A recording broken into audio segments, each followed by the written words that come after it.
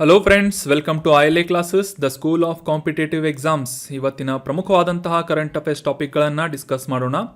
ಈಗ ಡಿಸ್ಕಸ್ ಮಾಡ್ತಾ ಇರುವಂತಹ ಕರೆಂಟ್ ಅಫೇರ್ಸ್ ನೋಟ್ಸ್ಗಳು ಮತ್ತು ಮಂತ್ಲಿ ಕಂಪೈಲೇಷನ್ ಕರೆಂಟ್ ಅಫೇರ್ಸ್ ನೋಟ್ಸ್ಗಳನ್ನು ಫ್ರೀಯಾಗಿ ಡೌನ್ಲೋಡ್ ಮಾಡಿಕೊಳ್ಳಲು ನಮ್ಮ Telegram channel I L A ಕ್ಲಾಸಸ್ಸನ್ನು ಸಬ್ಸ್ಕ್ರೈಬ್ ಮಾಡಿ. ಇವತ್ತಿನ ಡಿಸ್ಕಷನನ್ನು ಪ್ರಾರಂಭ ಮಾಡೋಣ. ಇವತ್ತಿನ ಡಿಸ್ಕಷನನ್ನು ಪ್ರಾರಂಭ ಮಾಡೋದಕ್ಕಿಂತ ಮುಂಚೆ ಲಾಸ್ಟ್ ಸೆಷನ್ನಲ್ಲಿ ಕೇಳಲಾದಂತಹ ಪ್ರಶ್ನೆಯ ಸರಿಯಾದ ಉತ್ತರ ಏನು ಅಂತ ಮೊದಲು ತಿಳಿದುಕೊಳ್ಳೋಣ. ಪರಾಕ್ರಮ ದಿನವನ್ನು ಭಾರತದಲ್ಲಿ ಈ ಕೆಳಗಿನ ಯಾವ ಸ್ವತಂತ್ರ ಹೋರಾಟಗಾರನಿಗೆ ಗೌರವವನ್ನು ಸೂಚಿಸುವಂತಹ ನಿಟ್ಟಿನಲ್ಲಿ ಆಚರಿಸಲಾಗುತ್ತೆ ಅಂತ ಪ್ರಶ್ನೆ ಇತ್ತು. ಆಪ್ಷನ್ಗಳಲ್ಲಿ ಶ್ರೀ ಅರಬಿಂದೋ ಘೋಷ್, ಚಿತ್ತರಂಜನ್ ದಾಸ್, ಭಗತ್ ಸಿಂಗ್ ಅಥವಾ ಸುಭಾಷ್ ಚಂದ್ರ ಬೋಸ್ ಅಂತ ನೀಡಲಾಗಿತ್ತು. ಸರಿಯಾದ ಉತ್ತರ ಆಪ್ಷನ್ 4, ನೇತಾಜಿ ಸುಭಾಷ್ ಚಂದ್ರ ಬೋಸ್ ಅವರ ಜನ್ಮದಿನವನ್ನು ಭಾರತದಾದ್ಯಂತ ಪರಾಕ್ರಮ ದಿನ ಅಂತ ಆಚರಿಸಲಾಗುತ್ತದೆ. ಜನವರಿ 23 ಸುಭಾಷ್ ಚಂದ್ರ ಬೋಸ್ ಇವರ ಜಯಂತಿಯಾಗಿದೆ. ಆನ್ಸರ್ ಮಾಡಿದಂತಹ ಎಲ್ಲ ಸ್ಟೂಡೆಂಟ್ಸ್ಗಳಿಗೆ ಕಾಂಗ್ರ್ಯಾಚುಲೇಷನ್ಸ್. ಇದೇ ರೀತಿ ಡಿಸ್ಕಷನ್ನಲ್ಲಿ ಭಾಗವಹಿಸ್ತಾ ಇರಿ. ನಿಮ್ಮ ಆನ್ಸರ್ಗಳು ಕರೆಕ್ಟ್ ಇರಲಿ ತಪ್ಪಿರಲಿ ಆನ್ಸರ್ ಮಾಡೋದಕ್ಕೆ ಪ್ರಯತ್ನ ಮಾಡ್ತಾ ಇರಿ ಅಂತ ಹೇಳ್ತಾ ಇವತ್ತಿನ ಪ್ರಶ್ನೆ ಏನು ಅಂತ ನೋಡೋಣ. ಕಮೆಂಟ್ ಮಾಡಿ ಸರಿಯಾದ ಆನ್ಸರ್ ಮಾಡೋದಕ್ಕೆ ಪ್ರಯತ್ನ ಪಡಿ. ರೀಹ್ಯಾಬ್ ಅನ್ನುವ ಯೋಜನೆ ರೀಸೆಂಟಾಗಿ ನ್ಯೂಸ್ನಲ್ಲಿತ್ತು. ಇದು ಈ ಕೆಳಗಿನ ಯಾವುದಕ್ಕೆ ಸಂಬಂಧಿಸಿದೆ ಅಂತ ಪ್ರಶ್ನೆ ಇದೆ. ಆಪ್ಷನ್ಗಳಲ್ಲಿ ಕಾಡು ಪ್ರಾಣಿಗಳನ್ನು ಮೃಗಾಲಯದಿಂದ ಕಾಡಿಗೆ ಪುನರ್ವಸತಿ ಕಲ್ಪಿಸುವಂತಹ ಯೋಜನೆ ರೀಹ್ಯಾಬ್ ಅನ್ನುವ ಯೋಜನೆಯಾಗಿದೆ ಅಂತ ಇದೆ. ಆಪ್ಷನ್ 2, ಇದು ಮನುಷ್ಯ ಮತ್ತು ಕಾಡು ಪ್ರಾಣಿಗಳ ಸಂಘರ್ಷವನ್ನು ತಪ್ಪಿಸುವಂತಹ ನಿಟ್ಟಿನಲ್ಲಿ ಸಹಾಯ ಮಾಡುವಂತಹ ಯೋಜನೆಯಾಗಿದೆ ಅಂತ ಇದೆ. ಆಪ್ಷನ್ 3, ಈ ರೀಹ್ಯಾಬ್ ಅನ್ನುವ ಯೋಜನೆ ಮುಖ್ಯವಾಗಿ ಭವಿಷ್ಯಕ್ಕಾಗಿ ತೈಲ ನಿಕ್ಷೇಪಗಳನ್ನು ಸ್ಥಾಪಿಸುವಂತಹ ನಿಟ್ಟಿನಲ್ಲಿ ಸಹಾಯ ಮಾಡುವಂತಹ ಯೋಜನೆಯಾಗಿದೆ ಅಂತ ಇದು. ಆಪ್ಷನ್ 4, ಈ ಮೇಲಿನ ಯಾವುದೂ ಅಲ್ಲ ಅಂತ ಇದೆ. ಇದರಲ್ಲಿ ರೀಹ್ಯಾಬ್ ಪ್ರಾಜೆಕ್ಟ್ಗೆ ಸಂಬಂಧಪಟ್ಟಂಥ ಯಾವ ಸ್ಟೇಟ್ಮೆಂಟ್ ಕರೆಕ್ಟ್ ಆಗಿದೆ ಅಂತ ಕಮೆಂಟ್ ಬಾಕ್ಸ್ನಲ್ಲಿ ಕಮೆಂಟ್ ಮಾಡಿ. ಮುಂದಿನ ಸೆಷನ್ನಲ್ಲಿ ಈ ಯೋಜನೆಯ ಕುರಿತಾದಂಥ ಮಾಹಿತಿ ಮತ್ತು ಕರೆಕ್ಟ್ ಆನ್ಸರನ್ನು ತಿಳಿದುಕೊಳ್ಳೋಣ. ಇನ್ನು ಇವತ್ತಿನ ಆರ್ಟಿಕಲ್ಗೆ ಸಂಬಂಧಪಟ್ಟಂತಹ ಪ್ರಶ್ನೆ ಏನು ಅಂತ ನೋಡೋದಾದರೆ, ಕಾವಲ್ ಅನ್ನುವ ಹುಲಿ ಸಂರಕ್ಷಿತ ಪ್ರದೇಶ ಯಾವ ರಾಜ್ಯದಲ್ಲಿದೆ ಅಂತ ಪ್ರಶ್ನೆ ಇದೆ. ಆಪ್ಷನ್ಗಳಲ್ಲಿ ತೆಲಂಗಾಣ, ಆಪ್ಷನ್ 2 ಮಧ್ಯಪ್ರದೇಶ್, ಆಪ್ಷನ್ 3 ಅಸ್ಸಾಂ ಅಥವಾ ಆಪ್ಷನ್ 4 ಅರುಣಾಚಲ್ ಪ್ರದೇಶ್ ಅಂತ ಇದ್ದು ಸರಿಯಾದ ಉತ್ತರ ಆಪ್ಷನ್ 1 ತೆಲಂಗಾಣ ರಾಜ್ಯದಲ್ಲಿ ಈ ಕಾವಲಿ ಹುಲಿ ಸಂರಕ್ಷಿತ ಪ್ರದೇಶ ಅಥವಾ ಟೈಗರ್ ರಿಸರ್ವ್ ಲೊಕೇಟ್ ಆಗಿದೆ. Option 1 Telangana is right answer.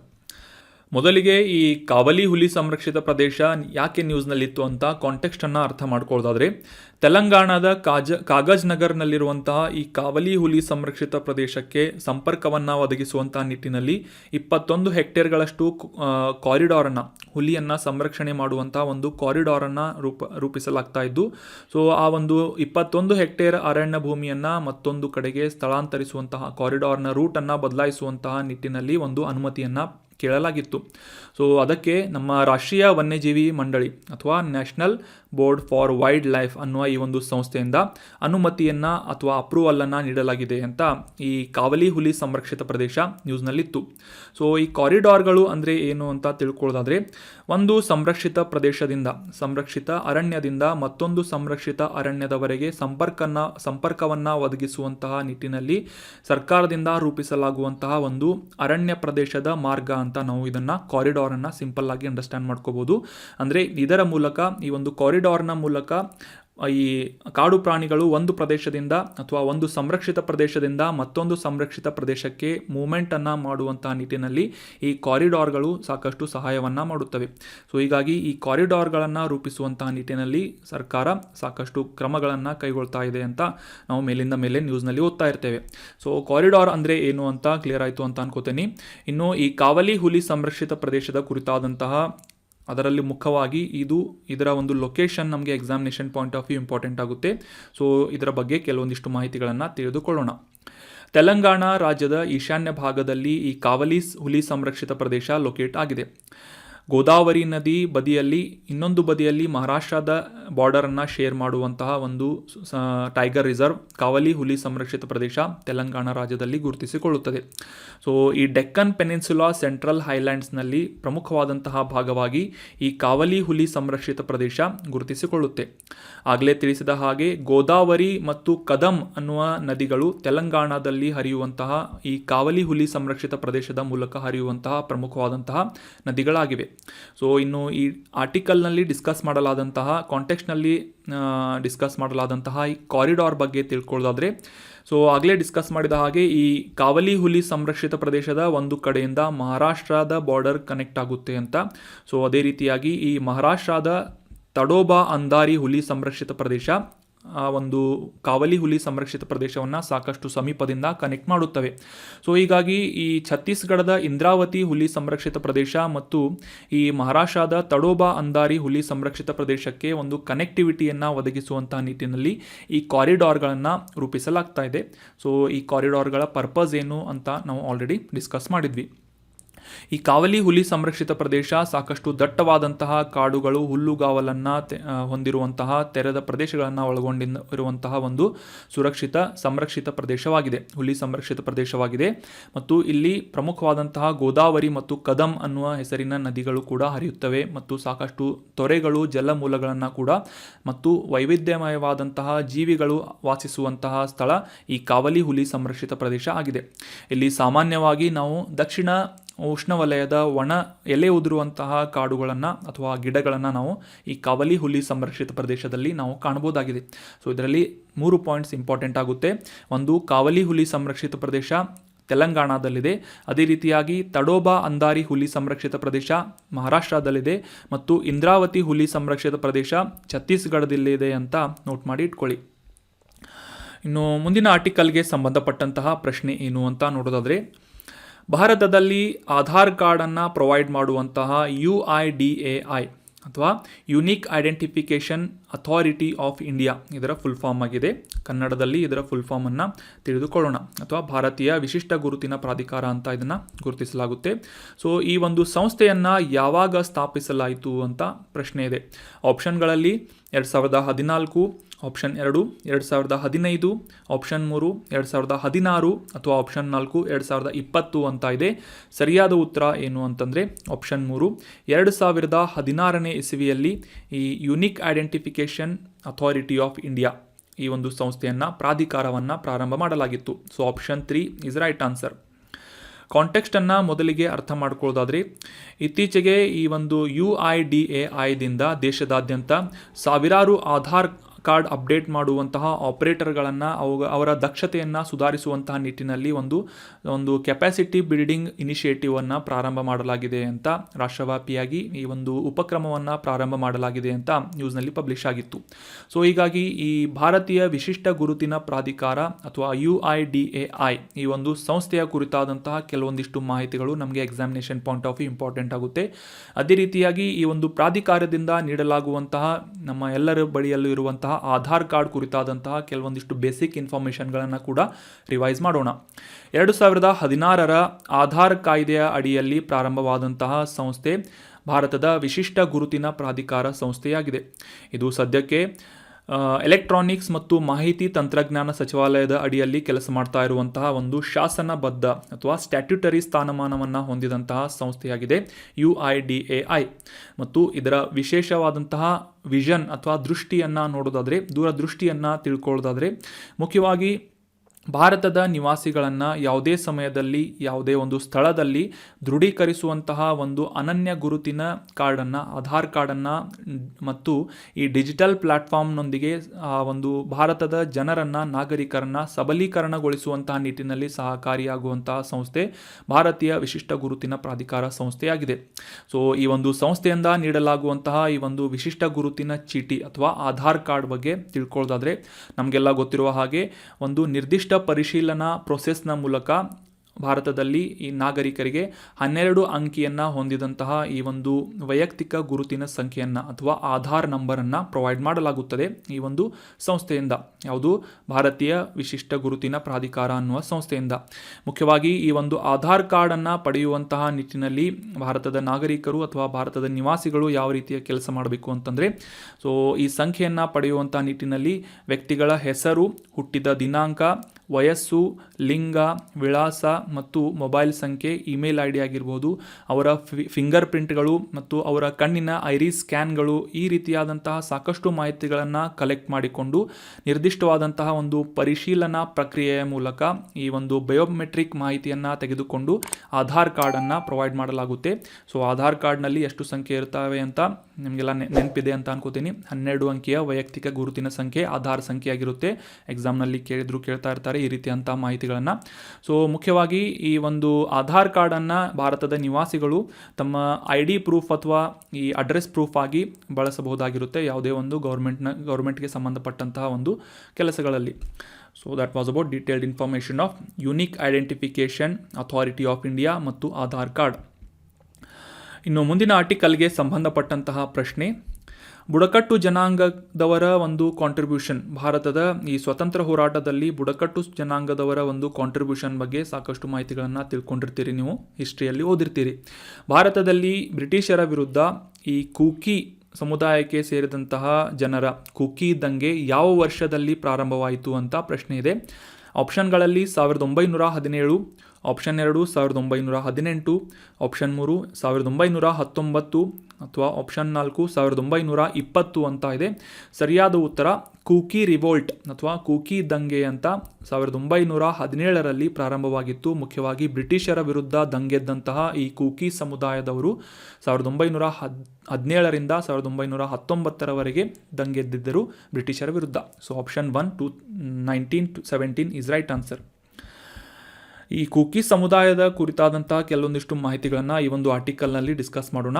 ಅದಕ್ಕಿಂತ ಮುಂಚೆ ಕೂಕಿ ಸಮುದಾಯ ಯಾಕೆ ಈ ಒಂದು ಹೆಸರು ನ್ಯೂಸ್ನಲ್ಲಿತ್ತು ಅಂತ ಕಾಂಟೆಕ್ಸ್ಟನ್ನು ಅರ್ಥ ಮಾಡ್ಕೊಳ್ಳೋದಾದರೆ, ಮಣಿಪುರದಲ್ಲಿ ಈ ಮೈಟೀಸ್ ಸಮುದಾಯಕ್ಕೆ ಒಂದು ರಿಸರ್ವೇಷನನ್ನು ಪ್ರೊವೈಡ್ ಮಾಡುವಂತಹ ನಿಟ್ಟಿನಲ್ಲಿ ಅದನ್ನು ವಿರೋಧಿಸಿ ಸಾಕಷ್ಟು ದಂಗೆಗಳು ಮತ್ತು ಹಿಂಸಾಚಾರ ನಡೆದಿದೆ ಅಂತ ನಾವೆಲ್ಲ ರೀಸೆಂಟ್ ಆದಂಥ ಮಾಹಿತಿಯನ್ನು, ಕೆಲವೊಂದಿಷ್ಟು ಇನ್ಫಾರ್ಮೇಷನ್ಗಳನ್ನು, ನ್ಯೂಸ್ಗಳನ್ನು ಡಿಸ್ಕಸ್ ಮಾಡಿದ್ವಿ. ಸೊ ಹೀಗಾಗಿ ಸದ್ಯಕ್ಕೆ ಈ ಕೂಕಿ ಸಮುದಾಯಕ್ಕೆ ಸೇರಿದಂತಹ ಮಣಿಪುರದ 10 ಶಾಸಕರು ಈ ಮೈಟೀಸ್ ಸಮುದಾಯಕ್ಕೆ ವಿರುದ್ಧವಾಗಿ ಪ್ರತ್ಯೇಕವಾದಂತಹ ಆಡಳಿತವನ್ನು ರಚಿಸಬೇಕು ಅಂತ ಕೇಂದ್ರ ಸರ್ಕಾರಕ್ಕೆ ಒತ್ತಾಯ ಮಾಡ್ತಾ ಇದ್ದಾರೆ. ಸೊ ಹೀಗಾಗಿ ಈ ಕೂಕಿ ಸಮುದಾಯದ ಕುರಿತಾದಂಥ ಕೆಲವೊಂದಿಷ್ಟು ಮಾಹಿತಿಗಳನ್ನು ನಾವು ಈ ಒಂದು ಆರ್ಟಿಕಲ್ನಲ್ಲಿ ಡಿಸ್ಕಸ್ ಮಾಡೋಣ. ಯಾಕಂದರೆ ಮೈಟೀಸ್ ಸಮುದಾಯಕ್ಕೆ ಸಂಬಂಧಪಟ್ಟಂಥ ಮಾಹಿತಿಯನ್ನು ನಾವು ರೀಸೆಂಟಾಗಿ ಲಾಸ್ಟ್ ವೀಕ್ನಲ್ಲಿ ಡೀಟೇಲ್ ಮಾಹಿತಿಗಳನ್ನು ಡಿಸ್ಕಸ್ ಮಾಡಿದ್ವಿ. ಸೊ ಇನ್ನು ಕೂಕಿ ಸಮುದಾಯಕ್ಕೆ ಸಂಬಂಧಪಟ್ಟಂತಹ ಮಾಹಿತಿಗಳನ್ನು ನೋಡೋದಾದರೆ, ಇವರು ಭಾರತದ ಈಶಾನ್ಯ ರಾಜ್ಯಗಳಲ್ಲಿ ಅಷ್ಟೇ ಅಲ್ಲದೆ ಮಯನ್ಮಾರ್ ಮತ್ತು ಭಾರತದ ನೆರೆಯ ಬಾಂಗ್ಲಾದೇಶದಲ್ಲೂ ಕೂಡ ವಾಸಿಸುವಂತಹ ಬುಡಕಟ್ಟು ಸಮುದಾಯದವರಾಗಿದ್ದಾರೆ. ಜನಾಂಗೀಯ ಗುಂಪಾಗಿದೆ ಈ ಕೂಕಿ ಸಮುದಾಯದವರು. ಸೊ ಈ ಅರುಣಾಚಲ್ ಪ್ರದೇಶ, ಈಶಾನ್ಯ ಭಾರತದಲ್ಲಿರುವಂತಹ ಅರುಣಾಚಲ್ ಪ್ರದೇಶವನ್ನು ಹೊರತುಪಡಿಸಿ ಉಳಿದಂತಹ ಈಶಾನ್ಯ ಭಾರತದ ಎಲ್ಲ ರಾಜ್ಯಗಳಲ್ಲೂ ಕೂಡ ನಾವು ಕೂಕಿ ಸಮುದಾಯದವರನ್ನು ಕಾಣಬಹುದಾಗಿದೆ.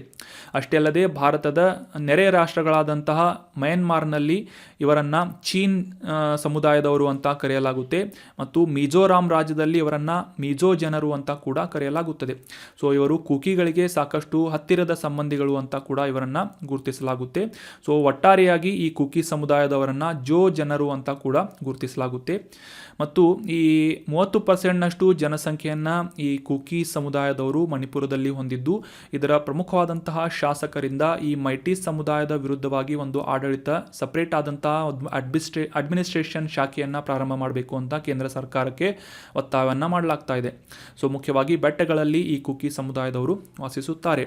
ಇನ್ನು ಕೂಕಿ ಸಮುದಾಯಕ್ಕೆ ಸಂಬಂಧಪಟ್ಟಂತಹ ಐತಿಹಾಸಿಕ ಮಾಹಿತಿಗಳನ್ನು ತಿಳ್ಕೊಳ್ಳೋದಾದರೆ, 1917ರಲ್ಲಿ ಬ್ರಿಟಿಷ್ ಪ್ರಾಬಲ್ಯದ ವಿರುದ್ಧ ಪ್ರತಿರೋಧವನ್ನು ವ್ಯಕ್ತಪಡಿಸುವಂತಹ ನಿಟ್ಟಿನಲ್ಲಿ ಕೂಕಿ ರಿವೋಲ್ಟ್ ಅಥವಾ ಕೂಕಿ ಸಮುದಾಯದಿಂದ ಒಂದು ದಂಗೆಯನ್ನು ಸಾರಲಾಗಿತ್ತು. ಸೊ ಮುಖ್ಯವಾಗಿ ಈ ಕೂಕಿ ಸಮುದಾಯದ ಮುಖ್ಯಸ್ಥರಿಂದ ಆಳಲ್ಪಟ್ಟಂತಹ ಈ ಸಮುದಾಯದವರು 1917ರಲ್ಲಿ ಬ್ರಿಟಿಷರ ವಿರುದ್ಧ ದಂಗೆದ್ದಿದ್ದರು. ಸೊ ನಂತರದ ದಿನಗಳಲ್ಲಿ ಅಂದರೆ 1919ರಲ್ಲಿ ಆ ಒಂದು ದಂಗೆಯನ್ನು ಹತ್ತಿಕ್ಕುವುದರ ಮೂಲಕ ಬ್ರಿಟಿಷ್ ಇಂಡಿಯಾ ಮತ್ತು ಬ್ರಿಟಿಷ್ ಬರ್ಮಾ ಅನ್ನುವ ಈ ಒಂದು ಪ್ರದೇಶದಲ್ಲಿ ಈ ಕುಕಿ ಸಮುದಾಯದವರನ್ನು ಹಂಚಲಾಯಿತು ಅಥವಾ ಅವರ ಒಂದು ಆಡಳಿತವನ್ನು ಡಿಸ್ಟ್ರಿಬ್ಯೂಟ್ ಮಾಡಲಾಗಿತ್ತು. ಸೊ ನೆನ್ಪಿಟ್ಕೊಳ್ಳಿ, ಕುಕಿ ಸಮುದಾಯಕ್ಕೆ ಸಂಬಂಧಪಟ್ಟಂತಹ ಬ್ರಿಟಿಷರ ವಿರುದ್ಧ ಮಾಡಲಾದಂತಹ ದಂಗೆಯ ವರ್ಷ ಯಾವುದು ಅಂತ ಪ್ರಶ್ನೆಗಳನ್ನು ಕೇಳ್ತಾ ಇರ್ತಾರೆ. 1917, ಅದರ ಎಂಡ್ ಆಗಿದ್ದು 1919 ಆಗಿದೆ. ಸೊ ಮುಂದಿನ ಆರ್ಟಿಕಲ್ಗೆ ಸಂಬಂಧಪಟ್ಟಂತಹ ಪ್ರಶ್ನೆ, ಇತ್ತೀಚೆಗೆ ಸುದ್ದಿಯಲ್ಲಿದ್ದಂತಹ ಈ INS ಹಂಸ ಇದು ಏನು ಅಂತ ಗುರುತಿಸಬೇಕಾಗಿದೆ. ಆಪ್ಷನ್ಗಳಲ್ಲಿ ಈ INS ಹಂಸ ಅನ್ನುವುದು ಗೋವಾದ ನೌಕಾ ವಿಮಾನ ನಿಲ್ದಾಣವಾಗಿದೆ ಅಂತ ಇದೆ. ಆಪ್ಷನ್ 2, ಈ INS ಹಂಸ ಇದು ಇತ್ತೀಚೆಗೆ ಕಾರ್ಯಾರಂಭ ಮಾಡಿದಂತಹ ಒಂದು ವಿಮಾನವಾಹಕ ನೌಕೆಯಾಗಿದೆ. ಇತ್ತೀಚೆಗೆ ಕಮಿಷನ್ ಮಾಡಲಾದಂತಹ ಏರ್ಕ್ರಾಫ್ಟ್ ಕ್ಯಾರಿಯರ್ ಆಗಿದೆ ಅಂತ ಇದೆ. ಆಪ್ಷನ್ 3, ಇದು ಭಾರತದಲ್ಲಿ ಸ್ಥಳೀಯವಾಗಿ ನಿರ್ಮಿಸಲಾದಂತಹ ಒಂದು ವಾರ್ಶಿಪ್ ಅಥವಾ ಯುದ್ಧ ನೌಕೆಯಾಗಿದೆ ಅಂತ ಇದೆ. ಸೊ ಆಪ್ಷನ್ 4 ಮೇಲಿನ ಯಾವುದೂ ಅಲ್ಲ ಅಂತ ಇದೆ. ಸೊ ಸರಿಯಾದ ಉತ್ತರ ಏನು ಅಂತಂದರೆ INS ಹಂಸ ಇದು ಗೋವಾದಲ್ಲಿರುವಂತಹ ಒಂದು ನೌಕಾ ವಿಮಾನ ನಿಲ್ದಾಣವಾಗಿದೆ ಅನ್ನೋದು ಕರೆಕ್ಟ್ ಆದಂತಹ ಆನ್ಸರ್ ಆಗಿದೆ. ಏರೋಡ್ರೋಮ್ ಅಂತ ಕೂಡ ಕರೆಯಲಾಗುತ್ತೆ INS ಹಂಸ, ನೆನ್ಪಿಟ್ಕೊಳ್ಳಿ. Option 1 is right answer. ಈ INS ಹಂಸ ಅನ್ನುವ ಏರೋಡ್ರೋಮ್ ರೀಸೆಂಟಾಗಿ ನ್ಯೂಸ್ನಲ್ಲಿ ಯಾಕೆ ಇತ್ತು ಅಂತ ಕಾಂಟೆಕ್ಸ್ಟನ್ನು ಅರ್ಥ ಮಾಡ್ಕೊಳ್ಳೋದಾದರೆ, ಗೋವಾದಲ್ಲಿರುವಂತಹ ಈ INS ಹಂಸ ಅನ್ನುವ ಏರೋಡ್ರೋಮನ್ನು ದಕ್ಷಿಣ ಏಷ್ಯಾ ಪೆಸಿಫಿಕ್ ವಲಯದಲ್ಲಿ ಮೊದಲ ಬಾರಿಗೆ ರಿಕ್ವೈರ್ಡ್ ನ್ಯಾವಿಗೇಷನಲ್ ಪರ್ಫಾರ್ಮೆನ್ಸ್ ಅಪ್ರೋಚ್ನೊಂದಿಗೆ ಅಪ್ಗ್ರೇಡೇಷನ್ ಮಾಡಲಾಗಿದೆ. ಇದು ಈ ದಕ್ಷಿಣ ಏಷ್ಯಾ ಪೆಸಿಫಿಕ್ ವಲಯದಲ್ಲಿ ಮೊಟ್ಟ ಮೊದಲ ಜಂಟಿ ಬಳಕೆಯಾಗುವಂತಹ ಇಂಟರ್ನ್ಯಾಷನಲ್ ಏರೋಡ್ರೋಮ್ ಆಗಿ ಅಪ್ಗ್ರೇಡೇಷನ್ ಆಗಿದೆ ಅಂತ ಈ ಒಂದು INS ಹಂಸ ನ್ಯೂಸ್ನಲ್ಲಿತ್ತು. ಸೊ ಈ ಏರೋಡ್ರೋಮ್ ಅಂತಂದರೆ ವಾಯು ನಿಲ್ದಾಣವಂತ ಸಿಂಪಲ್ಲಾಗಿ ನಾವು ಅಂಡರ್ಸ್ಟ್ಯಾಂಡ್ ಮಾಡಿಕೊಂಡ್ರೂ ಕೂಡ ಈ ಏರ್ಪೋರ್ಟ್ ಮತ್ತು ಏರೋಡ್ರೋಮ್ಗಳಲ್ಲಿ ಕೆಲವೊಂದಿಷ್ಟು ವ್ಯತ್ಯಾಸಗಳಿರುತ್ತೆ. ವ್ಯತ್ಯಾಸ ಏನು ಅಂತಂದರೆ, ನಾವು ಏರ್ಪೋರ್ಟ್ನಲ್ಲಿ ಕಾಣುವಂತಹ ಪಾರ್ಕಿಂಗ್ ಫೆಸಿಲಿಟಿ ಆಗಿರ್ಬೋದು, ಪ್ಯಾಸೆಂಜರ್ ಮೂವ್ಮೆಂಟ್ ಫೆಸಿಲಿಟಿ ಆಗಿರ್ಬೋದು, ಮತ್ತು ರಿಪೇರ್ ಆ್ಯಂಡ್ ಮೇಂಟೆನೆನ್ಸ್ ಫೆಸಿಲಿಟಿ ಆಗಿರ್ಬೋದು, ಈ ರೀತಿಯಾದಂತಹ ಸಾಕಷ್ಟು ಫೆಸಿಲಿಟಿಗಳನ್ನು, ಈ ಅನುಕೂಲಗಳನ್ನು ಏರೋಡ್ರೋಮ್ಗಳಲ್ಲಿ ನೀಡಲಾಗಿರುವುದಿಲ್ಲ. ಸೊ ಇವು ತಾತ್ಕಾಲಿಕವಾದಂತಹ ಒಂದು ಸಣ್ಣ ಪ್ರಮಾಣದ ಏರ್ಪೋರ್ಟ್ಗಳಂತ ನಾವು ಸಿಂಪಲ್ಲಾಗಿ ಅಂಡರ್ಸ್ಟ್ಯಾಂಡ್ ಮಾಡ್ಕೋಬೋದು. So that is the difference between aerodrome and airport. So ಈ INS ಹಂಸ ಬಗ್ಗೆ ಕೆಲವೊಂದಿಷ್ಟು ಮಾಹಿತಿಗಳನ್ನು ತಿಳ್ಕೊಳ್ಳೋದಾದರೆ, ನೌಕಾಪಡೆಯ ವಾಯು ನಿಲ್ದಾಣವಾಗಿ ಭಾರತದ ಗೋವಾದ ರಾಜ್ಯದಲ್ಲಿ ದಾಬೋಲಿಂ ಪ್ರದೇಶದಲ್ಲಿ ಈ INS ಹಂಸ ನೌಕಾಪಡೆಯ ವಾಯು ನಿಲ್ದಾಣ ಗುರುತಿಸಿಕೊಳ್ಳುತ್ತೆ ಅಥವಾ ಲೊಕೇಟ್ ಆಗಿದೆ. ಭಾರತದ ಅತಿ ದೊಡ್ಡ ನೌಕಾ ವಾಯು ನೆಲೆಯಾಗಿ ಕೂಡ ಈ INS ಹಂಸ ಗುರುತಿಸಲ್ಪಡುತ್ತದೆ ಅನ್ನೋದು ಈ ಒಂದು INS ಹಂಸ ಕುರಿತಾದಂಥ ಮಾಹಿತಿಯಾಗಿದೆ. ಸೊ ನೆನ್ಪಿಟ್ಕೊಳ್ಳಿ, ಇದು ಒಂದು ಏರೋಡ್ರೋಮ್ ಆಗಿ ಗುರುತಿಸಿಕೊಳ್ಳುತ್ತೆ. ಗೋವಾದಲ್ಲಿ ಈ ಒಂದು INS ಹಂಸ ಲೊಕೇಟ್ ಆಗಿದೆ. ಇನ್ನು ಮುಂದಿನ ಆರ್ಟಿಕಲ್, ಕಾರ್ಬನ್ ಡೇಟಿಂಗ್ ಅಂದರೆ ಏನು ಅಂತ ಡೀಟೇಲ್ ಆಗಿ ಈ ಒಂದು ಆರ್ಟಿಕಲ್ನಲ್ಲಿ ಡಿಸ್ಕಸ್ ಮಾಡೋಣ. ನೀವು ಹಿಸ್ಟ್ರಿಯಲ್ಲಿ ಕೂಡ ಓದಿರ್ತೀರಿ, ಇದಕ್ಕೆ ಸಂಬಂಧಪಟ್ಟಂಥ ಮಾಹಿತಿಯನ್ನು ನ್ಯೂಸ್ನಲ್ಲಿ ಕೂಡ ಮೇಲಿಂದ ಮೇಲೆ ನೋಡ್ತಾ ಇರ್ತೀರಿ. ಮೊದಲಿಗೆ ಈ ಕಾರ್ಬನ್ ಡೇಟಿಂಗ್ ನ್ಯೂಸ್ನಲ್ಲಿ ಯಾಕೆ ಇತ್ತು ಅಂತ ಕಾಂಟೆಕ್ಸ್ಟನ್ನು ಅರ್ಥ ಮಾಡ್ಕೊಳ್ಳೋದಾದರೆ, ನಮಗೆಲ್ಲ ಗೊತ್ತಿರುವ ಹಾಗೆ ಉತ್ತರ ಪ್ರದೇಶದ ಅಲಹಾಬಾದ್ ಹೈಕೋರ್ಟ್ನಿಂದ ಈ ಒಂದು ಜ್ಞಾನವ್ಯಾಪಿ ಮಸೀದಿಗೆ ಸಂಬಂಧಪಟ್ಟಂತಹ ಇತ್ಯರ್ಥವನ್ನು ಮಾಡಲಾಗ್ತಾ ಇದೆ ಅಥವಾ ಕೇಸನ್ನು ಕಂಡಕ್ಟ್ ಮಾಡಲಾಗ್ತಾ ಇದೆ. ಸೊ ಈ ಜ್ಞಾನವ್ಯಾಪಿ ಮಸೀದಿಯಲ್ಲಿ ಕಂಡುಬಂದಂತಹ ಈ ಶಿವಲಿಂಗದ ವೈಜ್ಞಾನಿಕ ಸಮೀಕ್ಷೆಯನ್ನು ಮಾಡುವಂತೆ ಅಲಹಾಬಾದ್ ಹೈಕೋರ್ಟ್ನಿಂದ ಒಂದು ಆದೇಶವನ್ನು ನೀಡಲಾಗಿದೆ. ಮುಖ್ಯವಾಗಿ ಈ ವೈಜ್ಞಾನಿಕ ಸಮೀಕ್ಷೆಯಲ್ಲಿ ಕಾರ್ಬನ್ ಡೇಟಿಂಗನ್ನು ಕೂಡ ಮಾಡಬೇಕು ಅಂತ ಈ ಒಂದು ಹೈಕೋರ್ಟ್ನಿಂದ ಮಾಹಿತಿಯನ್ನು ಅಥವಾ ಒಂದು ಆರ್ಡರನ್ನು ನೀಡಲಾಗಿದೆ ಅಂತ ನ್ಯೂಸ್ನಲ್ಲಿ ಈ ಕಾರ್ಬನ್ ಡೇಟಿಂಗ್ ಕುರಿತಾದಂತಹ ಮಾಹಿತಿಗಳು ಪಬ್ಲಿಷ್ ಆಗಿದ್ವು. ಸೊ ಕಾರ್ಬನ್ ಡೇಟಿಂಗ್ ಕುರಿತಾದಂಥ ಡೀಟೇಲ್ ಮಾಹಿತಿಗಳನ್ನು ನ್ಯೂಸ್ನಲ್ಲಿ ನೀಡದೇ ಹೋದರೂ ಕೂಡ ನಾವು ಈ ಕಾನ್ಸೆಪ್ಟನ್ನು ಕ್ಲಿಯರ್ ಆಗಿ ಈ ಒಂದು ಆರ್ಟಿಕಲ್ನಲ್ಲಿ ಡಿಸ್ಕಸ್ ಮಾಡೋಣ. ಈ ಕಾರ್ಬನ್ ಡೇಟಿಂಗ್ ಅನ್ನುವ ವಿಧಾನ ಭೂಮಿಯ ಮೇಲೆ ಸಾಕಷ್ಟು ವರ್ಷಗಳ ಹಿಂದೆ ಬದುಕಿದ್ದಂತಹ ಜೀವಿ ಅಥವಾ ಯಾವುದೇ ಒಂದು ಸಾವಯವ ವಸ್ತುವಿನ ವಯಸ್ಸನ್ನು ಅಳೆಯುವಂತಹ ಒಂದು ವಿಧಾನವಾಗಿ, ಸೈಂಟಿಫಿಕ್ ವಿಧಾನ ಅಥವಾ ವೈಜ್ಞಾನಿಕ ವಿಧಾನವಾಗಿ ಗುರುತಿಸಿಕೊಳ್ಳುತ್ತದೆ.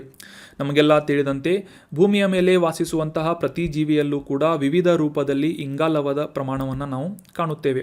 ಅದರಲ್ಲಿ ಮುಖ್ಯವಾಗಿ ಈ ಜೀವಿಯಲ್ಲಿ ಕಂಡುಬರುವಂತಹ ಈ ಕಾರ್ಬನ್ 14 ಅಥವಾ C14 ಅನ್ನುವ 14 ಪರಮಾಣು ದ್ರವ್ಯರಾಶಿಯನ್ನು ಹೊಂದಿದಂತಹ ಇಂಗಾಲ ವಿಕಿರಣಶೀಲವಾದಂತಹ ಗುಣಗಳನ್ನು ಹೊಂದಿದಂತಹ ಐಸೋಟೋಪ್ ಆಗಿ ಗುರುತಿಸಿಕೊಳ್ಳುತ್ತೆ. ಸಾಮಾನ್ಯವಾಗಿ ಈ ಒಂದು ಅವಶೇಷಗಳು, ಯಾವುದೇ ಒಂದು ಜೀವಿಯ ಅವಶೇಷದಲ್ಲಿ ಈ ಒಂದು C14 ಕೊಳೆಯುವಂತಹ ಒಂದು ದರದ ಮೂಲಕ ಈ ಕಾರ್ಬನ್ ಡೇಟಿಂಗ್ ಅನ್ನುವ ವಿಧಾನವನ್ನು ಬಳಸಿಕೊಂಡು ಆ ಒಂದು ಜೀವಿಯ ವಯಸ್ಸನ್ನು ಅಥವಾ ಆಯಸ್ಸನ್ನು ಕ್ಯಾಲ್ಕುಲೇಟ್ ಮಾಡಲಾಗುತ್ತದೆ. ಸಾಮಾನ್ಯವಾಗಿ ವಾತಾವರಣದಲ್ಲಿ ದೊರೆಯುವಂತಹ ಇಂಗಾಲದ ಪ್ರಮಾಣ ಅಥವಾ ಐಸೋಟೋಪ್ C12 ಆಗಿ ಗುರುತಿಸಿಕೊಳ್ಳುತ್ತೆ. ಜೀವಿಯಲ್ಲಿರುವಂತಹ ಈ C14 ಮತ್ತು ವಾತಾವರಣದಲ್ಲಿರುವಂತಹ ಈ C12 ಅನ್ನುವ ಈ ಇಂಗಾಲದ ಐಸೋಟೋಪ್ಗಳು ಸಾಮಾನ್ಯವಾಗಿ ಬಹುತೇಕವಾಗಿ ಇವುಗಳ ರೇಷೋ ಏನಿರುತ್ತೆ ಸ್ಥಿರವಾಗಿರುತ್ತದೆ.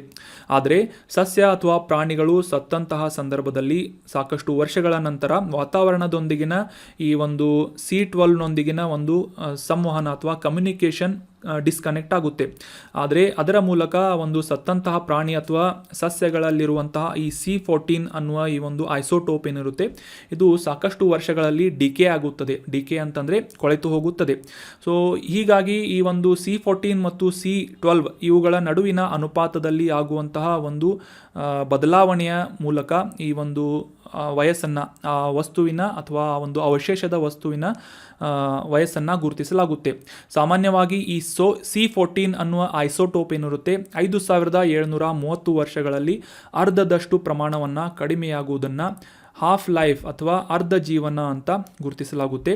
5730 ವರ್ಷಗಳಲ್ಲಿ ಯಾವುದೇ ಒಂದು ಜೀವಿಯಲ್ಲಿ ಈಗ ಬದುಕಿದ್ದಂತಹ ಜೀವಿಯಲ್ಲಿ ಮುಂದಿನ 5730 ವರ್ಷಗಳಲ್ಲಿ ಈ C14 ಅನ್ನುವ ಈ ಒಂದು ಇಂಗಾಲದ ಪ್ರಮಾಣ ಏನಾಗುತ್ತೆ ಅರ್ಧದಷ್ಟು ಕಡಿಮೆಯಾಗುತ್ತೆ.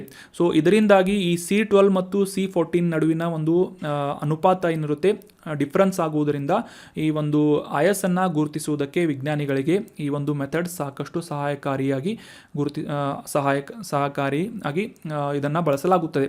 ಸಸ್ಯ ಅಥವಾ ಪ್ರಾಣಿಗಳು ಸತ್ತ ನಂತರ ಆ ಒಂದು ಅವಶೇಷದಲ್ಲಿ C12 ಮತ್ತು C14ಗೆ ಬದಲಾಗುತ್ತಿರುವಂಥ ಅನುಪಾತವನ್ನು ಅಳೆಯುವಂಥ ನಿಟ್ಟಿನಲ್ಲಿ ಆ ಒಂದು ಸತ್ತಂತಹ ಜೀವಿಯ ಅಥವಾ ಅವಶೇಷದ ಅಂದಾಜು ಸಮಯವನ್ನು ಅಥವಾ ವಯಸ್ಸನ್ನು ಗುರುತಿಸಲು ಈ ಕಾರ್ಬನ್ ಡೇಟಿಂಗ್ ಸಹಾಯ ಮಾಡುತ್ತದೆ. ಸೊ ಐ ಹೋಪ್ ನಿಮಗೆ ಅಂಡರ್ಸ್ಟ್ಯಾಂಡ್ ಆಗಿದೆ ಅಂತ ಅನ್ಕೋತೀನಿ. ಅಂಡರ್ಸ್ಟ್ಯಾಂಡ್ ಆಗಿಲ್ಲ ಅಂತಂದರೆ ಕಮೆಂಟ್ ಬಾಕ್ಸ್ನಲ್ಲಿ ಕಮೆಂಟ್ ಮಾಡಿ. ಇದೇ ರೀತಿಯಾಗಿ ಕಾರ್ಬನ್ ಡೇಟಿಂಗ್ನಂತೆ ನಿರ್ಜೀವ ವಸ್ತುಗಳ ವಯಸ್ಸನ್ನು ಲೆಕ್ಕ ಮಾಡಲು ರೇಡಿಯೋಮೆಟ್ರಿಕ್ ಡೇಟಿಂಗ್ ವಿಧಾನವನ್ನು ಬಳಸಲಾಗುತ್ತೆ. ಅದೇ ರೀತಿಯಾಗಿ potassium argon dating, uranium, thorium, lead dating, cosmogenic nuclide dating ಈ ರೀತಿಯಾದಂತಹ ಸಾಕಷ್ಟು ವಿಧಾನಗಳನ್ನು ಬಳಸಿಕೊಂಡು ಈ ಸಾವಯವ ಮತ್ತು ನಿರ್ಜೀವ ವಸ್ತುಗಳ ಡೇಟ್ಗಳನ್ನು ಅಥವಾ ಅವುಗಳ ಒಂದು ವಯಸ್ಸನ್ನು ಪತ್ತೆ ಹಚ್ಚುವುದಕ್ಕೆ ವಿಜ್ಞಾನಿಗಳು ಈ ರೀತಿಯಾದಂತಹ ವಿವಿಧ ರೀತಿಯ ಮೆಥಡ್ಸ್ಗಳನ್ನು ಅಥವಾ ವಿಧಾನಗಳನ್ನು ಬಳಸುತ್ತಾರೆ. ಅದರಲ್ಲಿ ಮುಖ್ಯವಾಗಿ carbon dating is very important. So that was all about today's articles. ಈಗ ಡಿಸ್ಕಸ್ ಮಾಡಲಾದಂಥ ಆರ್ಟಿಕಲ್ಸ್ಗಳನ್ನು ಮತ್ತೊಮ್ಮೆ ರಿವೈಸ್ ಮಾಡ್ಕೊಂಡು ಬಿಡೋಣ. ಮೊದಲನೇ ಆರ್ಟಿಕಲ್ನಲ್ಲಿ ತೆಲಂಗಾಣದಲ್ಲಿರುವಂತಹ ಈ ಕಾವಲಿ ಹುಲಿ ಸಂರಕ್ಷಿತ ಪ್ರದೇಶದ ಕುರಿತಾದಂತಹ ಮಾಹಿತಿಯನ್ನು ಡಿಸ್ಕಸ್ ಮಾಡಿದ್ವಿ. ನಂತರದ ಆರ್ಟಿಕಲ್ನಲ್ಲಿ ಭಾರತದ ವಿಶಿಷ್ಟ ಗುರುತಿನ ಪ್ರಾಧಿಕಾರ unique identification authority of India ಈ ಒಂದು ಸಂಸ್ಥೆಯ ಕುರಿತಾದಂಥ ಮಾಹಿತಿ ಮತ್ತು ಆಧಾರ್ ಕಾರ್ಡ್ ಕುರಿತಾದಂತಹ ಡೀಟೇಲ್ ಇನ್ಫಾರ್ಮೇಷನನ್ನು ತಿಳ್ಕೊಂಡ್ವಿ.